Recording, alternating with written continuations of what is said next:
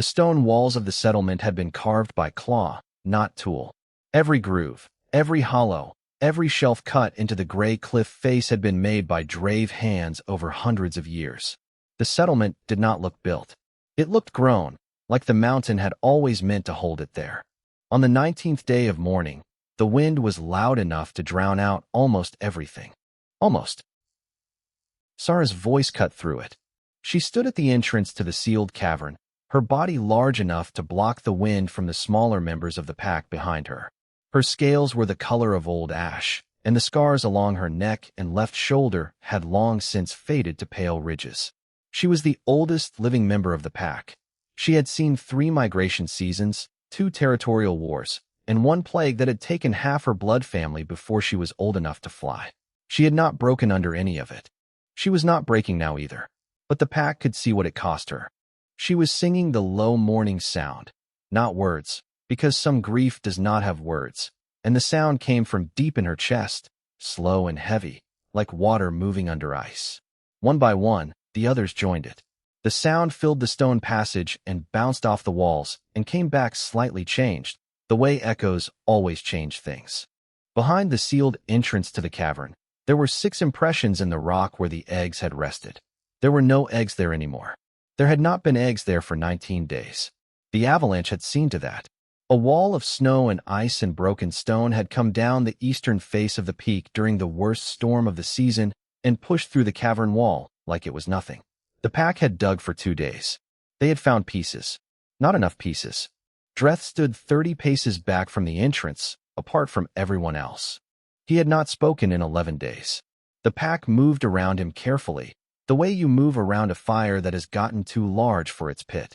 He was Sarah's bonded mate, the father of the lost clutch, and whatever was happening inside him had no name in any language the pack knew. His eyes were fixed on the white nothing beyond the cliff edge. He watched the blizzard the way a creature watches something it wants to fight and cannot find. Sarah finished the mourning sound. She let the silence sit for a moment before she spoke. She told the pack what they already knew. The mourning period would end in 3 days. Pack law was clear on this. Grief had its season, like everything else. After the mourning period ended, they would convene and make the decision that nobody wanted to make. The settlement had been their home for 60 years. But a home without a next generation was just a place. They would discuss whether to stay or begin the migration south. Nobody argued. Nobody had the energy to argue with Sarah, even on good days. Lyra was young enough that her scales still carried a faint blue iridescence along the edges. She stood near the back of the gathered pack, and she was not watching the cavern entrance. She was watching the sensor panel mounted on the outer cliff wall, a piece of trade technology the pack had acquired some years back from a survey exchange. It measured heat signatures in the surrounding area, useful for tracking storm animals that sometimes came too close to the settlement in bad weather. She noticed the reading going strange and said nothing for a moment, trying to decide if it was a malfunction. Then she said, quietly, that the human outpost's signal beacon had gone dark. She had checked it that morning out of habit. It had been transmitting a standard status signal every 6 hours for years. Now it was silent. Gone. The pack elder looked up from the record tablets he carried. He was old, smaller than Dreth, with a scholar's careful eyes. He said the humans could manage their own problems. One of the others said the humans probably just had equipment trouble.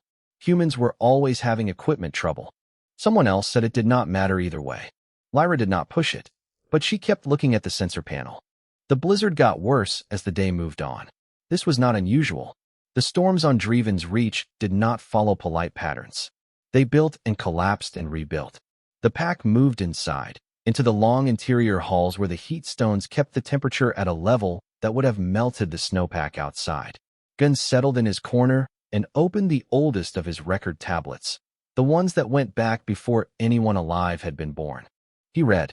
He had been reading during the mourning period, not to distract himself, but because he believed the old histories had things to say about every situation if you were patient enough to find the right passage. He found one that evening. It had been written during a different storm, in a different season, by a pack historian whose name had been worn off the stone. The passage said, "That which survives what kills everything else is worth watching." Gunn read it twice. He was not sure why it felt important tonight. He set it aside and kept reading. Outside, the blizzard pressed against the cliff like something trying to get in. It was Lyra who noticed it first, because she had not stopped watching the sensor panel.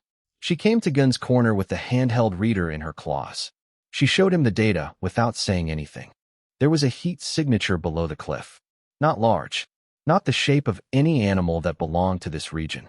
It was moving slowly, inconsistently, stopping and starting. The wrong shape, the wrong pace. Gun looked at the data for a long time. He said, "Something is walking toward us. Not running, not flying, walking. Through the kind of storm that killed things without effort, through the darkness and the ice and the thousand ways this planet said no. Something was walking toward them, step by deliberate step." Dreth had not moved from his position near the outer passage, but his head turned. He had heard Gun's words, and his eyes moved to the cliff edge and then to the white nothing beyond it. Whatever was out there was still coming. The outpost had gone down fast. Not because it was built badly. Roan Calloway had helped build parts of it himself, and he knew the structure was solid. But the storm had done something to the eastern ridge that nobody had put in any of the survey models. A pressure buildup under the snowpack that had been growing for days without triggering any of the sensors, because the sensors were calibrated for the wrong kind of danger. When the ridge finally let go, it did not avalanche in the direction anyone expected. Roan had been in the equipment bay when the first impact hit. That was the only reason he was still alive. The equipment bay was on the west side of the outpost, the opposite side from where the mountain came down. He had gone there to fix a calibration fault in the weather instruments, a job he had been putting off for a week. The mountain came down while he was flat on his back under the instrument console. He had crawled out through a gap that was not designed to be an exit, into the storm, into the dark, and he had stood in the blizzard for about 30 seconds trying to understand what he was looking at. Then he had checked what he had on his person and in the pack he always kept in the equipment bay, and he had started walking. That was 16 hours ago. He counted his steps in groups of 100. It gave his brain something to do that was not panic. He had run the numbers early on. 40 kilometers, in these conditions, with what he was carrying, was survivable. Barely. It required him to keep moving, keep his core temperature up, not make any mistakes with navigation, and reach the Drave settlement before his body ran out of what it needed to keep running. He had been to the settlement once, briefly, 2 years ago, during a formal exchange visit. He had stood outside the cliff entrance while the outpost director did the talking. He had looked up at the carved stone walls and the massive shapes moving behind them, and he had thought, if I ever really needed help out here, those would be the ones to find. He had not expected to need help.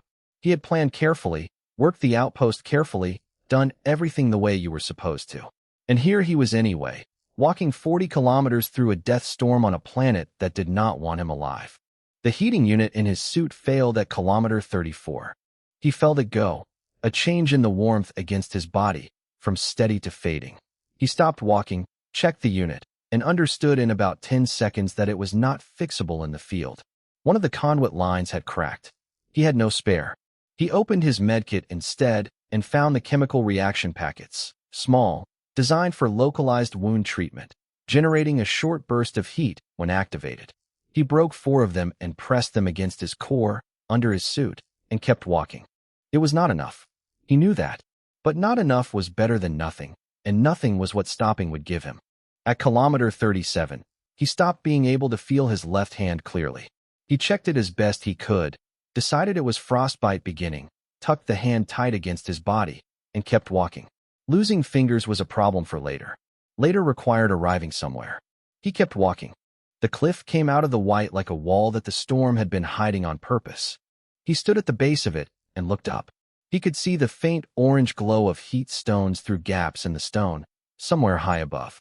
He could see the carved cliff face. He could not see a way up. There was an approach path cut into the rock. He had seen it during the exchange visit, but the blizzard had filled everything in and the path was invisible under ice and packed snow. He stood there for a moment. He was not panicking. Panic was just energy spent on the wrong thing. He was very tired and very cold, and his hand felt like it belonged to someone else. But he was thinking clearly enough to know what his remaining options were. He had 1 flare left. He considered it for a moment, then took it out, pointed it upward at an angle, and fired it. The red light burned through the storm and hit the darkness above and faded. He waited. Up on the cliff, Lyra saw the flare. She grabbed Gun's arm and pointed.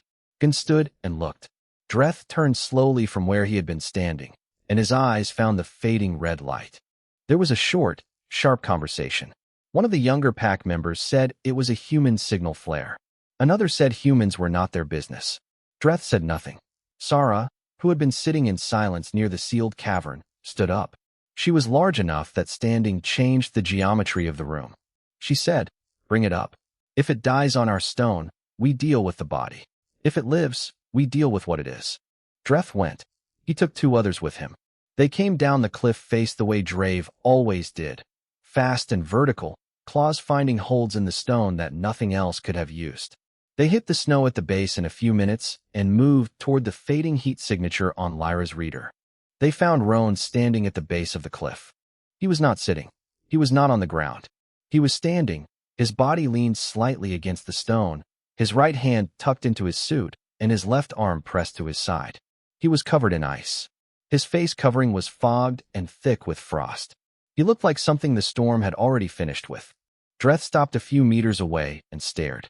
He had expected something collapsed, something dying, something that would need to be carried back as an act of basic mercy.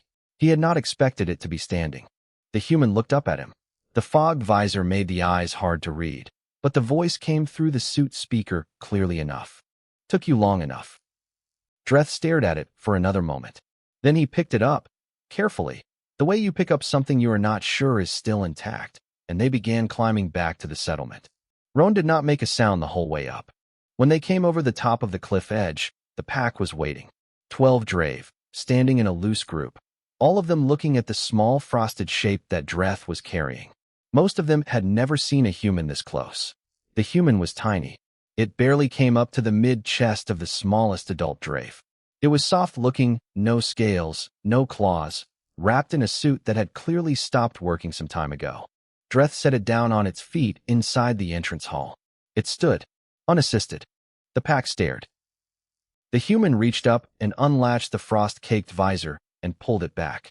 The face underneath was pale with cold, the cheeks marked with the early red patches of frostbite, the eyes sharp and dark and very awake. Roan looked around at 12 massive reptilian faces staring at him in silence. He looked at the stone walls and the heat stones and the carved mourning glyphs he did not yet understand. He looked back at the pack. He said nothing, because there was nothing useful to say right now, and he was saving his energy. He simply stood there in the middle of the Drave settlement and waited to see what happened next. Nobody moved for a long moment. Then Gun stepped forward, and the pack shifted slightly to let him through, and the process of figuring out what came next began. Gun had a set of records from the old trade era that contained basic notes on a dozen different species the pack had encountered during the years when Dreven's Reach had more outside contact. The human entry was 3 pages long, which was not very much, but it was more than nothing. He read through it twice while the pack laid Roan down on a flat stone shelf in a warm interior chamber. Then he went in and looked at the human properly. The frostbite was clear enough. 2 fingers on the left hand had gone the wrong color, and 1 ear was showing the same signs. Gun had treated frostbite on Drave bodies before.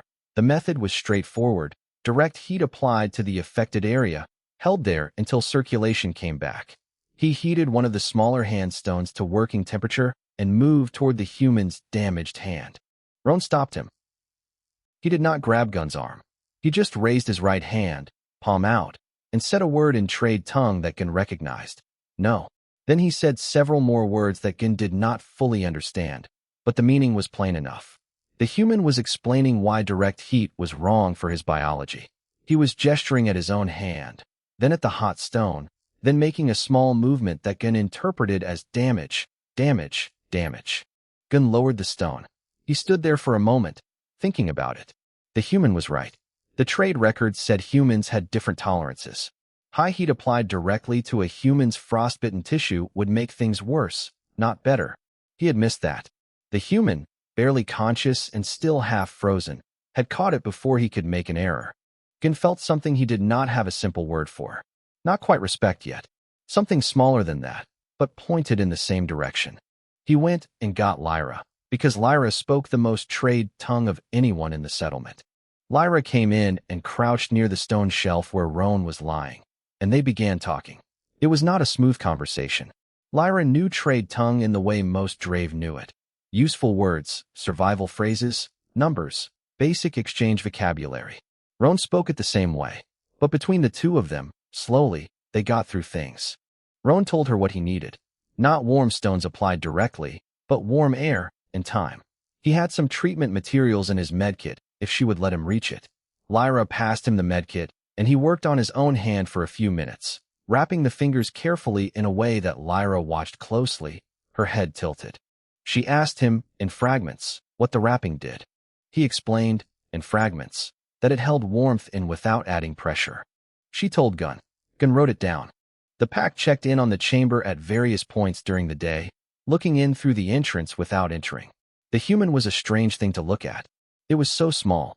Without its damaged suit, which it had asked to be allowed to keep beside it, it looked almost fragile, soft skin, no protective scales, thin compared to even the youngest adult Drave. And yet it had walked 40 kilometers through a season storm alone. That detail kept circulating through the pack's conversation in a way that nobody quite wanted to address directly. Roan was supposed to rest. Lyra had told him this. She had told him twice.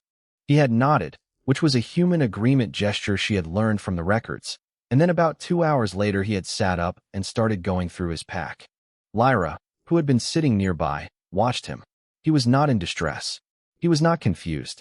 He was checking his equipment with the careful attention of someone making a list, picking up each item, examining it, setting it aside in an organized arrangement. A small toolkit, some sealed food containers, a battered communicator device that he spent a long time looking at before setting down, 2 more chemical heat packets, a folded piece of material he did not open. He was solving problems. Even now, even here. Lyra told Gunn. Gunn came and stood in the entrance and watched for a while, and then went back to his records. It was Lyra who asked about the morning glyphs. She had seen the human's eyes go to the carved marks above the chamber entrance, the grief symbols the pack had placed on every interior surface during the mourning period. She asked if he wanted to know what they meant. He said yes. She explained as best she could in trade tongue. She told him about the eggs and the avalanche and the 19 days. She told him what the glyphs represented, the names of the lost, marked in stone so they would not be forgotten. Roan was quiet for a moment. He looked at the glyphs and then back at Lyra. He said he was sorry. 2 words. He said them without decoration, without the kind of formal sympathy phrases Lyra had seen in trade-era communication records. Just, I am sorry. She translated for Gunn, who had come back to listen.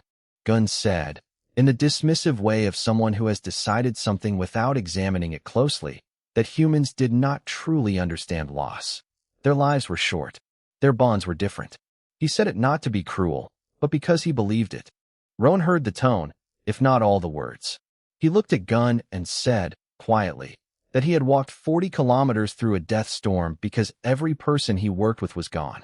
He said he had done it alone, in the dark, with a broken heating unit, because there was no other direction to go.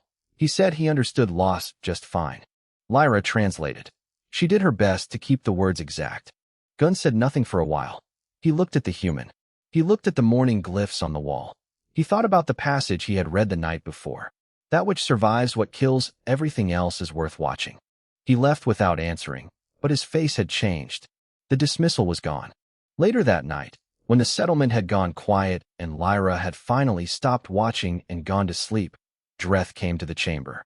He did not say anything. He stood in the entrance and looked at the human, who was awake.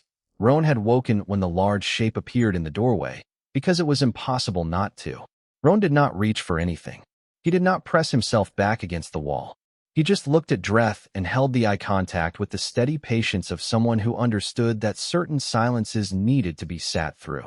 Dreth stood there for a long time. Long enough that a less steady creature would have said something, done something, looked away. Roan did not. He just waited. Eventually Dreth turned and left. Nothing had been said, but something had happened. In the quiet after Dreth left, Roan picked up the communicator again. He worked on it carefully in the low light of the heat stones, dismantling a section of the casing, rerouting something inside. His hands were steady despite the wrapped fingers. He worked slowly, without hurry. By the time the first gray light of the Drevens reached morning came through the high stone gap that served as the chamber's only window, he had the communicator sending a partial signal. Not enough for a full rescue call, but enough for a directional ping. A pulse that said, "Someone is alive here." He held it in his hands for a moment. Then he set it down and lay back and closed his eyes, because he was done with what could be done for now, and he was very tired. Outside, the blizzard continued. It did not care. It never did. But the signal was out there now, moving through the storm, carrying its small, insistent message into the dark. The convening happened in the large inner hall, where the heat stones were biggest, and the ceiling was high enough for even the tallest Drave to stand without lowering their head. The pack arranged themselves in the old way. Elders nearest the center, younger members toward the outside, the matriarch at the head. It was the same arrangement they used for every formal decision. It had not changed in living memory. Roan sat near the outer edge. He had not been invited.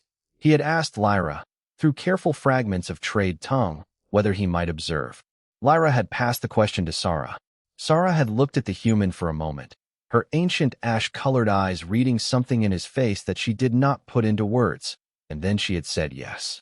So Roan sat on the floor at the outer edge of the gathering with his legs crossed and his damaged hand in his lap and his eyes open, taking in everything. Sara opened the convening with the formal words. Pack law required a decision by the end of the mourning period, and the end was now. The choice was as simple and as terrible as any choice the pack had faced. Stay in the settlement that had been home for 60 years, in a place that now held enormous grief and no promise of a next generation. Or migrate south, toward warmer territory, begin again, and let this place become only a memory. The debate that followed was honest and hard. Some of the pack spoke for migrating. They said the South had resources. They said the settlement was too exposed, too high, too close to the unstable eastern ridge that had already taken so much. They said that staying was not courage, it was stubbornness dressed up to look like loyalty. Others argued the opposite. They said the settlement was theirs. They said you did not abandon a place because it hurt you.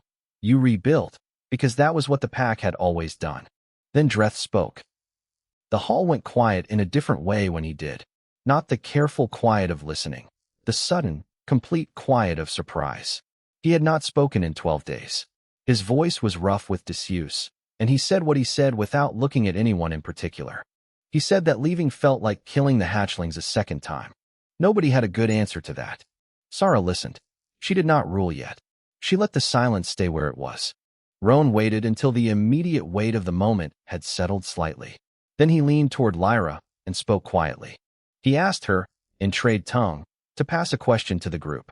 He wanted to know if the nesting cavern had been examined structurally since the avalanche, not for salvage, but for what was still solid. Lyra passed the question. The pack looked at the human. One of the younger members made a small sound of dismissal.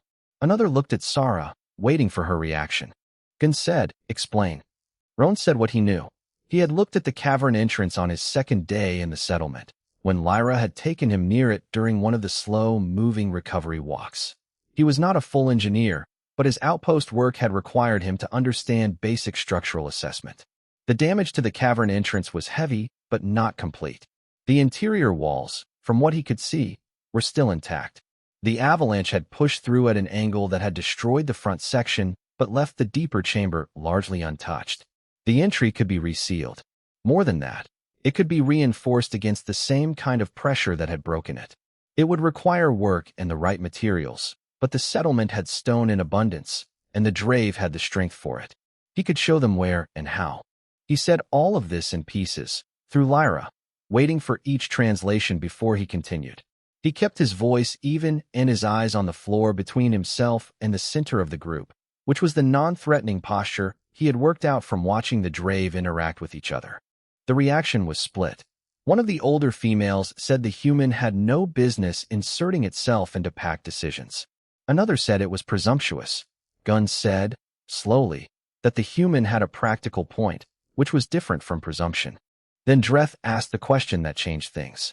He looked at Roan directly, and he asked, not with hostility, but with the honest bluntness of someone who needed a real answer, why a human would care what the pack decided. The hall was very quiet. Roan looked back at Dreth. He thought for a moment. He said it simply. He said that he did not have a pack anymore. His team was gone. His outpost was gone. He was here, in this settlement, because it was the only place left for him to be, and he understood what it felt like to have everything that mattered to a group just stop existing. He said he was not going to pretend there was nothing that could be done, just because the problem was not technically his. That was not a decision he was able to make. It was not in him to look at something fixable and choose not to try. Lyra translated. The pack listened. Sarah was quiet for a long time after that. She looked at the human the way she had looked at the sensor data on the first night. Careful, thorough, unwilling to commit to a conclusion before she had examined everything. Then she made her ruling. She said the pack would not migrate. They would reinforce the cavern. They would wait for the season to turn, and they would try again, because the pack did not leave its ground to a storm. She said it the way she said everything, with the weight of someone whose word on a matter was simply the end of that matter. She looked at Roan. She said, in trade tongue, speaking directly to him for the first time, "You are strange, but you are not useless." It was not warmth. It was not welcome, but it was recognition, and from Sarah, that was worth considerably more than warmth from anyone else. The convening ended. The pack moved, slowly, toward purpose, the particular shift that happens when a group of grieving people decide to stop being only grieving and start being something else as well. Gunn listened with absolute attention. It was the first time a human and a Drave pack had worked toward the same thing together, not as trade parties, not as curious strangers, but as people with a shared problem and the willingness to solve it. Nobody said that out loud, but everyone who was there understood it. Outside, the blizzard did not ease. It continued the way it had continued for weeks, loud and relentless, and completely indifferent to what was being decided inside the stone walls. The stone walls did not care about the blizzard either, and the work had begun. It took 3 days. Not because the Drave were slow, they were not. When a Drave decided to move stone, the stone moved. But the work had to be done in the right order, which was what took the time. Roan explained the sequence each morning, through Lyra, and the pack followed it with the kind of careful discipline that came from a culture that understood what happened when you cut corners on something that needed to last. First, the debris had to be cleared from the front section, not shoveled out, picked out, piece by piece, so that what remained was a clean assessment of what the avalanche had left behind. 2 of the younger Drave did this work in shifts, their claws moving the broken rock with a precision that would have impressed any demolition crew Roan had ever worked with. Then the load-bearing points of the cavern entrance had to be identified. Roan did this himself, running his hands along the wall sections, pressing where he needed to press, knocking where he needed to hear the difference between hollow and solid. Gunn followed him for the entire assessment, watching everything, asking questions that started simple and got more complicated as the day went on. Gunn asked him how he knew where to press. Roan explained about the way pressure distributed through stone and how different sounds meant different things about what was behind the surface. Gunn asked why the upper wall section needed to be reinforced before the lower. Roan explained load paths, how the weight above had to be settled before anything below it was made permanent. Gunn asked about human buildings. Roan told him about them, about structures made of materials that were not stone, about the way humans had built on worlds where the ground itself was not reliable, about cities that sat on floating platforms over oceans. Gunn found this astonishing. He wanted to know more. Roan told him what he knew, honestly, including the parts where human construction had failed spectacularly, and taught them hard lessons. Gunn wrote everything down. By the second day, the structural anchors were being placed. The Drave cut the rock channels with their claws, exact work, directed by Roan's measurements scratched onto a flat piece of stone. Then came the fire. Controlled fire breath was one of the things the Drave did that Roan had only read about and never actually seen up close. Watching Dreth do it was a different experience entirely. Dreth stood at the wall seam and held the flame for long, steady seconds, heating the stone around the anchor points to a temperature that made them expand and grip. He controlled the heat output the way a skilled welder controlled a torch, adjusting, reading the results, adjusting again. Roan watched him and said nothing for a while. Then he told Lyra to tell Dreth that was precise work. Lyra translated. Dreth did not turn around, but his posture changed very slightly. Roan noticed. On the third day, Lyra asked him about the outpost team. They were taking a brief rest from the work, sitting on the cleared rubble near the cavern entrance, out of the wind as much as the mountain would allow. She asked him, in her careful fragmented trade tongue, about the people who had been there with him. Roan was quiet for a moment. He looked at his wrapped hand. He told her about the outpost director, a careful, organized woman who had run the facility for 6 years and known every system in it personally. He told her about the 2 junior surveyors who had arrived 8 months ago and spent half their time complaining about the food supply and the other half doing genuinely good work. He told her about the maintenance tech who had been building a scale model of some famous structure back on his home world out of salvaged materials in his spare time. Roan had never asked what the structure was. He wished he had. He said all of this in the flat, factual way of someone who has not yet decided how much of it to feel. He named them. That was the thing. He named all of them. Lyra listened with the same focused attention she gave to Morning Chants. She did not offer comfort words. She just listened, the way the pack listened during grief rituals, fully, without interruption, because grief deserved space and not just sympathy. When he stopped talking, she said, in trade tongue, "They are named now in a Drave's ears." That is not nothing. Roan looked at her. He nodded once. They went back to work. Dreth and Roan worked side by side through the last day, communicating almost entirely without words. Roan would indicate a point on the wall. Dreth would look, assess, and then do whatever the point required with a competence that needed no direction. At some point it stopped being Roan giving instructions and Dreth following them, and became something more like 2 people who had figured out each other's working rhythm. In the late part of the afternoon, a sharp gust hit the ledge outside the cavern entrance. It was the kind of gust that came without warning, a lateral burst that changed direction mid-air. Roan was standing on a narrow raised section of stone, checking the upper anchor placement, and the gust hit him from the side. Dreth moved. He was large enough and close enough that his body simply intercepted most of the force. He did not grab Roan. Drave and humans had not established that kind of physical ease. He just moved between the gust and the human, his massive frame absorbing what the wind intended for someone much smaller. Roan steadied himself against the wall. He looked at Dreth. Dreth looked back at the wall section. Neither of them said anything about it. The cavern work was done by evening. The pack gathered at the entrance. The mourning season technically ended now, but the grief still present. Not gone, just changed, made into something that could exist alongside action. Sara walked the length of the new sealed wall slowly, running her clawed hand along the stone. She pressed at certain points, and the stone did not give. She made the low mourning sound. Not the formal one from the 19-day ceremony. Something quieter, more private. The pack joined it, and the sound filled the reinforced cavern and came back richer than it went in, because the walls were solid now and held the sound the way they would hold everything else that mattered to the pack. Roan stood at the edge of the group. He was not sure if he should step back. It was not his ritual. These were not his grief sounds. Lyra moved to stand beside him. She did not say anything. She just stood there. He stayed. That night, around the heat stones, Gunn spoke. He told a story from the pack's oldest records, a time, more than 100 years back, when a different kind of storm had nearly destroyed the settlement completely, and the survivors had rebuilt it from almost nothing, alone, in the worst season of a bad decade. He told it the way he told all the old histories, with weight and without decoration. Then he said, "This time, we had help from an unlikely corner of the universe." He did not look at Roan when he said it, but everyone in the room knew who he meant. Later, in the quiet of the small hours, Roan's communicator changed its signal. He picked it up and checked it. The rescue vessel had caught the directional ping. They had responded. They were 12 hours out, coming in through the clearing edge of the storm system. He held the communicator for a moment.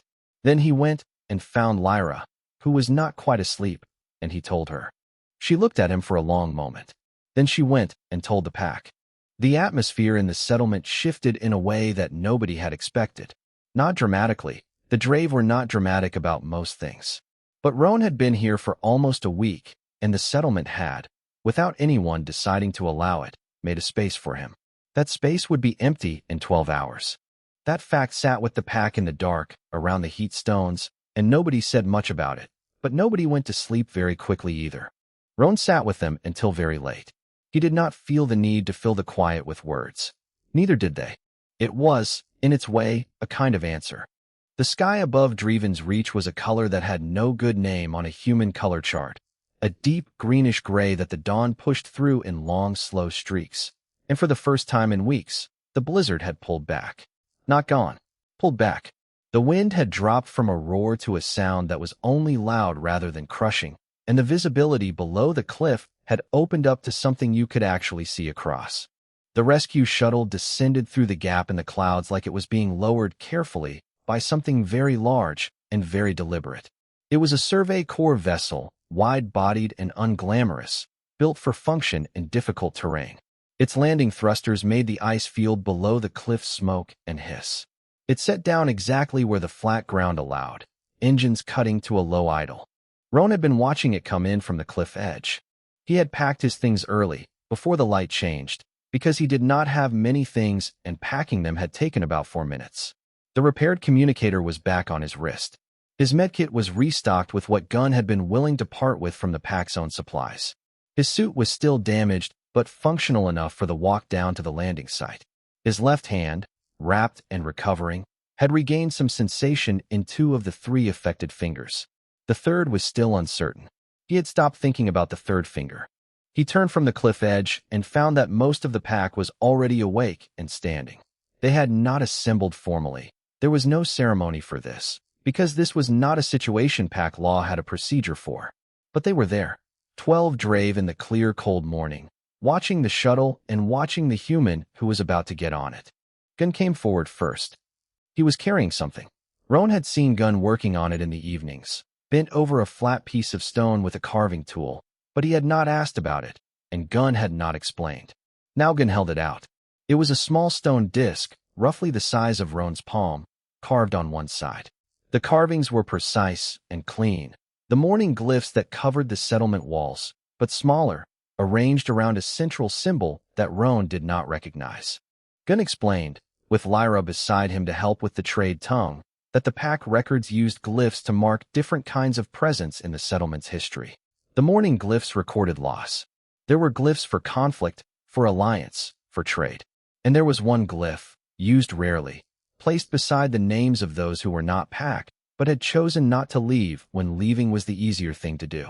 It meant, witnessed by one who stayed. That was the central glyph, the one Roan did not recognize, because it was not in any trade record. It was only in the pack's own history. Gunn said that Roan's name was now in the pack record, beside that glyph. Roan looked at the stone disc for a moment. Then he took it with both hands, which was the respectful receiving gesture Lyra had taught him on day 2. He said thank you in trade tongue, and then, because he was not sure trade tongue was large enough to hold what he actually meant, he said it again in his own language. Gunn probably did not understand the second version, but he seemed to understand it anyway. Lyra was next. She had been standing slightly apart from the group, doing the thing she did when she was being practical about something she did not want to be practical about. Very straight posture, eyes focused at a fixed point in the middle distance. Roan went to her rather than waiting. He told her what he knew to be true, that the Survey Corps would want to re-establish a presence on Dreven's reach once a new outpost was authorized. He told her that he did not know if he would be assigned to it. That was not his decision to make. But someone would come. People would come who would want the kind of contact the Survey Corps and the Drave had never quite managed to get right before. He said, "Tell them we are not simple when they arrive." He said it in trade tongue, and she heard it clearly, and she looked at him with the particular steadiness of someone who is deciding to remember something exactly. She said, "I will tell them." Then she said, because she was Lyra and she was honest about things even when it was not comfortable, "I did not expect to find you interesting. When Dreth brought you in, I thought you were something the pack would have to manage until you were well enough to leave." Roan said, "I get that a lot." She made a sound that Roan had come to understand, over 6 days, was the Drave equivalent of a short laugh, low and percussive, not like a human laugh at all, but serving the same purpose. Then she stepped back, because that was as much as either of them was going to say, and they both knew it. Dreth was not at the cliff edge gathering. Roan had noticed this and had not been surprised. He picked up his pack, accepted the brief formal acknowledgement from Sara, a single slow tilt of her enormous head, which he returned, and began the walk down to the landing site. The path had been cleared of the worst of the storm ice, and he made it down in about 20 minutes. He stopped at the base of the cliff and looked up. Dreth was on the cliff edge above, alone. He was looking down.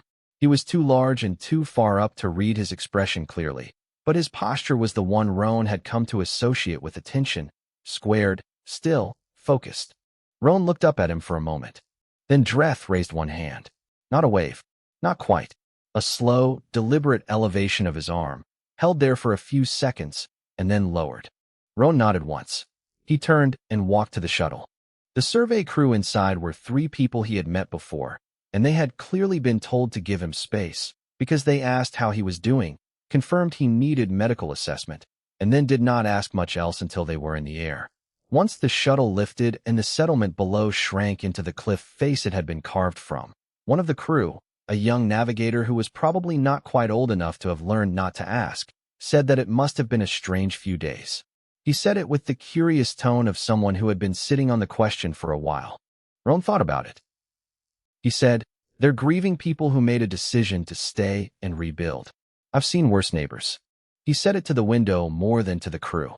Below, the cliff face diminished, the settlement's heat stone glow visible even in daylight as the shuttle gained altitude, a cluster of warmth in the gray stone. Then the clouds closed below them, and there was nothing to see but gray and white.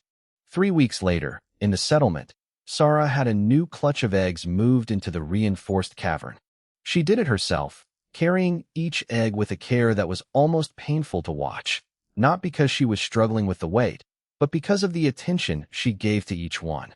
The pack surrounded the nesting chamber in complete silence. Nobody needed to say what this meant. Everyone understood it. Lyra was in the record room. She had the pack's history tablets open, the ones that held the formal entries going back generations. She was writing a new entry. She did it slowly, making sure the glyphs were exact, the mourning symbols for the lost clutch, and alongside them, the witnessed and stayed glyph, and beneath that glyph, the name Roan Calloway written in trade tongue characters, the way you wrote the name of someone who was not packed but had earned a place in the record. She added one line at the bottom of the entry, in trade tongue, because she wanted it to be readable by anyone who came after, whether Drave or human or something else entirely. She wrote, "He walked out of the blizzard. He did not walk away from us." She looked at it for a moment. Then she closed the record. Outside, the blizzard that had pulled back 3 weeks ago had been replaced by a different storm, because on Dreven's Reach there was always a different storm coming. But inside the stone walls of the settlement, the heat stones were warm, and the eggs were resting in a reinforced cavern that had been rebuilt by 12 Drave and 1 human, and the pack was still here. Still here. That was the whole of it. That was, in the end, everything.